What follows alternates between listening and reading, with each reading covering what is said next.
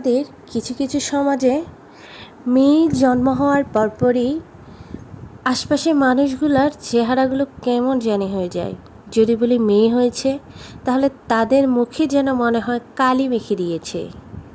আর যদি বলে ছেলে সন্তান হয়েছে, তাদের মুখের দিকে তাকালে তো মনে হয় যেন রঙিন রংধনু হয়েছে।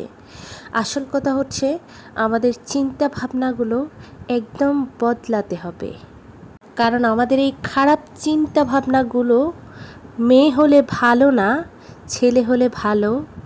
আবার কেউ কেউ তো বলেন, মেয়ে মানুষ তো কে লালন পালন করলে নাকি খরচ বেশি, ছেলেকে লালন পালন করার পর সেই খরচগুলো পুষিয়ে তোলা যায় বড় হওয়ার পর ছেলেটাকে।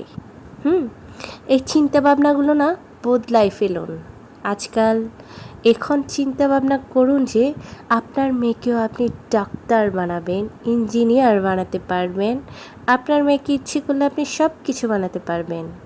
শুধুমাত্র ছেলেকে বানাতে পারবেন, মেয়েকে বানাতে পারবেন না। চিন্তাভাবনাটা বদলে ফেলুন।